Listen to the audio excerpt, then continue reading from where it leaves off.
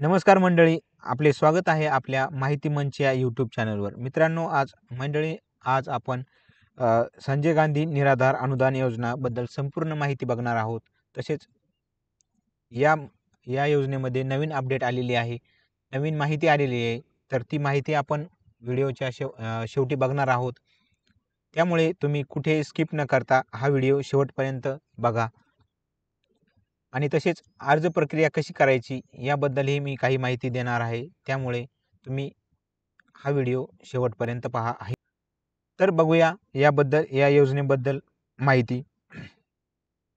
संजय गांधी निराधार अनुदान योजना ही महाराष्ट्र शासनाची एक महत्त्वाची सामाजिक सुरक्षा योजना आहे, जी आर्थिकदृष्ट्या दुर्बल, निराधार, विधवा, अनाथ, अपंग, इतर गरजू नागरिकांना मासिक आर्थिक सहाय्य प्रदान करते. म्हणजे ही संजय गांधी निराधार योजना ही कोणाला आहे?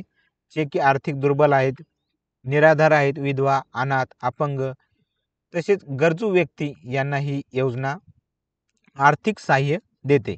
एप्रिल 2025 मध्ये या योजनेत काही महत्त्वाचे अपडेट झालेले आहेत. खाली या योजनेची संपूर्ण माहिती आपण पाहणार आहोत. संजय गांधी निराधार अनुदान योजना म्हणजे काय? संजय गांधी निराधार अनुदान योजना ही काय आहे? ही संजय गांधी निराधार अनुदान योजना ही महाराष्ट्र शासनाने सुरू केलेली आहे. एक सामाजिक सुरक्षा योजना आहे. या योजनेचा उद्देश गरीब, निराधार, अपंग, गरजू नागरिकांना दरमहा आर्थिक सहाय्य देणे, जेणेकरून त्यांना जीवन जगायला मदत मिळेल. ही निराधार योजना जे की समाजातील जे निराधार घटक आहेत त्या घटकांसाठी ही संजय गांधी निराधार योजना आहे. ज्याचं की नावातच आहे निराधार. निराधार म्हणजे ज्यांना कोणाचाही आधार नाही, अशा लोकांना किंवा अशा समाजातील घटकांना ही योजना फायद्याची ठरणार आहे. योजनेचे उद्दिष्ट काय आहे? गरीब, अपंग, अनाथ, विधवा, परित्यक्ता, गंभीर आजारांनी ग्रस्त व्यक्तींना नियमित आर्थिक मदत देणे या योजनेचं उद्दिष्ट आहे. त्यांना सामाजिक सुरक्षेचा आधार मिळवून देण्यासाठी ही योजना फायद्याची ठरते. कोण पात्र आहेत? तर या योजनेअंतर्गत खालील व्यक्ती पात्र आहेत. महाराष्ट्राचे कायमस्वरूपी नागरिक म्हणजे महाराष्ट्राचा नागरिक असावा, ही महत्त्वाची अट आहे यामध्ये. कुटुंबाचे वार्षिक उत्पन्न किती असायला पाहिजे? तर ग्रामीण भागात 21,000 रुपयापर्यंत याचे उत्पन्न असायला पाहिजे. आणि शहरी भागामध्ये किती? तर 27,000. ग्रामीण भागामध्ये किती? ग्रामीण भागामध्ये 21,000 आणि शहरी भागामध्ये किती? तर 27,000. किती? 27,000. 6,000चा यामध्ये फरक आहे. अर्जदाराने इतर कोणत्याही सरकारी पेन्शन योजना अर्थसहाय्याचा लाभ घेतलेला नसावा. म्हणजे अर्जदार कोण असेल तर त्याने इतर कोणत्याही योजनेचा त्याने फायदा घेतलेला नसावा. तसेच तो सरकारी पेन्शन धारकही नसावा. त्यालाच ही योजना फायद्याची ठरणार आहे किंवा अर्थसहाय्य या योजनेतर्फे घेता येईल. बिलो पॉवर्टी लाईन BPL कुटुंबातील सदस्य किंवा वार्षिक उत्पन्न 21,000 पेक्षा कमी असले पाहिजे. जे BPL मधील कुटुंब आहेत त्यांचं वार्षिक उत्पन्न कितीपेक्षा कमी पाहिजे? तर 21,000 पेक्षा कमी पाहिजे. वय 65 वर्षापेक्षा कमी असलेले निराधार पुरुष व महिला यांसाठी ही योजना आहे. किती? 65 वर्षापेक्षा कमी असलेले निराधार पुरुष व महिला. वयाची अट किती आहे? तर 65 वर्षापेक्षा कमी. म्हणजे जास्तीत जास्त किती?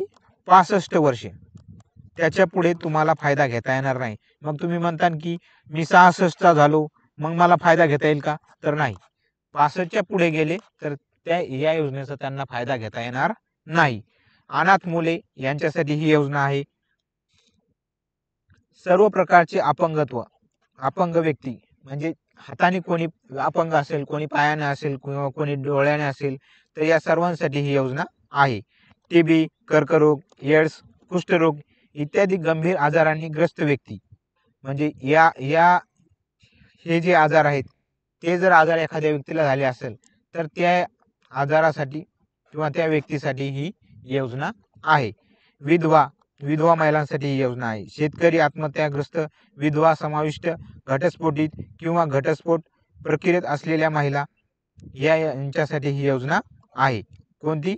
संजय गांधी निराधार अनुदान योजना. वेश्यावृत्तीमधून मुक्त झालेल्या महिला, ज्या वेश्या महिला आहेत, वृत्तीतून ज्या मुक्त झालेल्या महिला आहेत, त्यांच्यासाठी पण ही योजना लाभाची ठरणार आहे. ट्रान्सजेंडर, देवदासी, 35 वर्षावरील अविवाहित महिला आणि कारागृहात शिक्षा भोगणाऱ्या कैद्यांच्या पत्नी, म्हणजे कोण कोण? ट्रान्सजेंडर, देवदासी, 35 वर्षावरील अविवाहित महिला ज्यांचं वय हे 35 पेक्षा जास्त आहे आणि त्या अविवाहित आहेत. काय? अविवाहित आहेत अशा महिला, तसेच ज्यांचा पती कारागृहात शिक्षा भोगत आहे अशा पत्नींना आर्थिक सहाय्य देण्यासाठी ही योजना आहे. सिकल सेल रोगाने ग्रस्त व्यक्ती, ज्या व्यक्तींना हा रोग झालेला आहे, सिकल सेल हा रोग झालेला आहे, त्या व्यक्तींसाठी ही योजना किंवा या योजनेचा आर्थिक फायदा त्यांना होणार आहे. आर्थिक सहाय्य किती भेटते? आर्थिक सहाय्य या योजनेअंतर्गत किती मिळते? तर प्रत्येक पात्र लाभार्थ्यांना मासिक 600 रुपये अनुदान दिले जाते. किती? 600 रुपये. 600 रुपये अनुदान दिले जाते.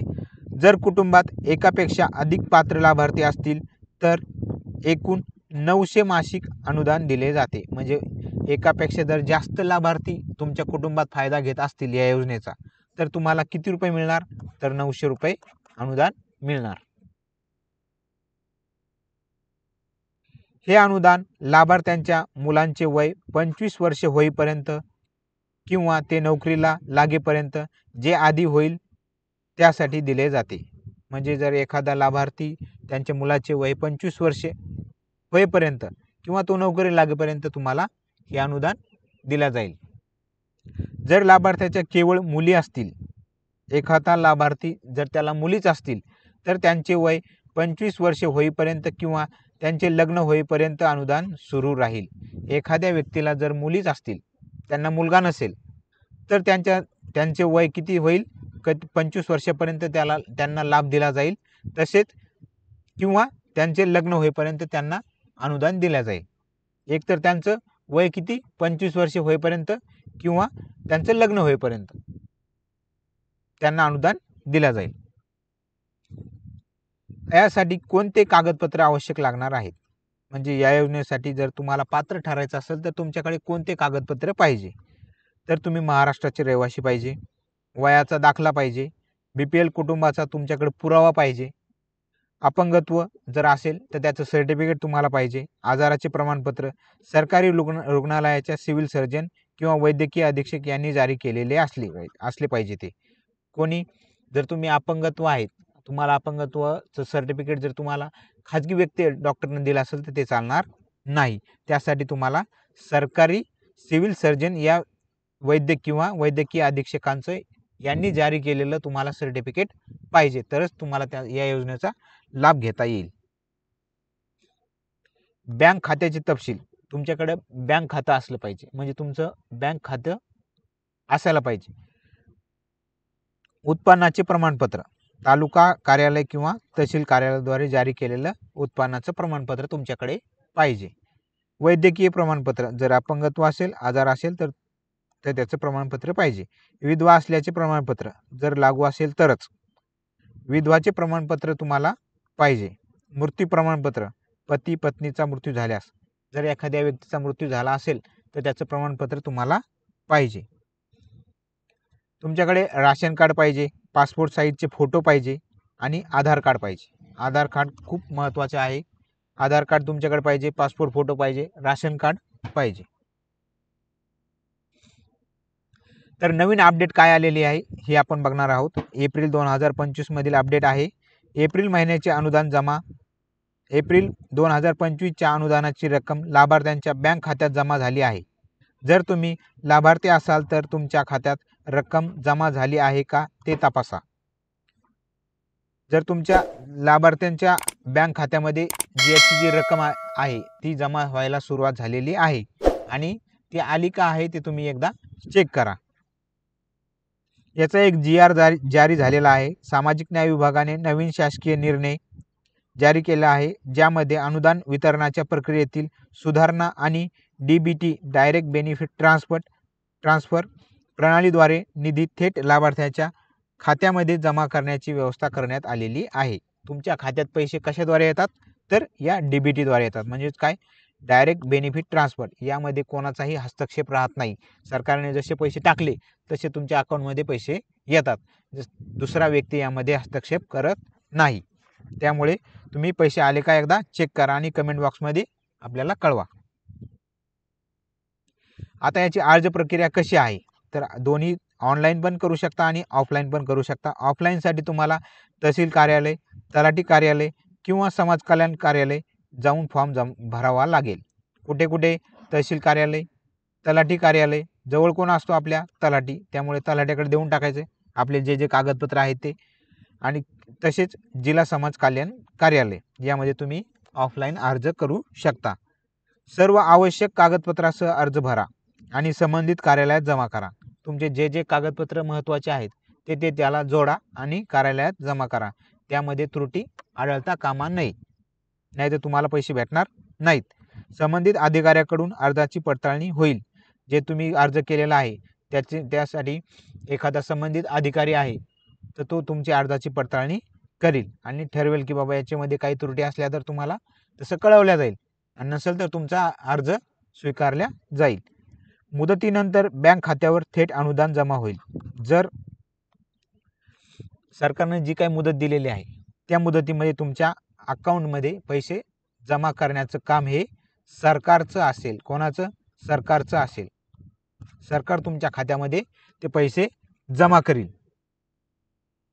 तर ही काही अपडेट होती संजय गांधी निराधार अनुदान योजनेची.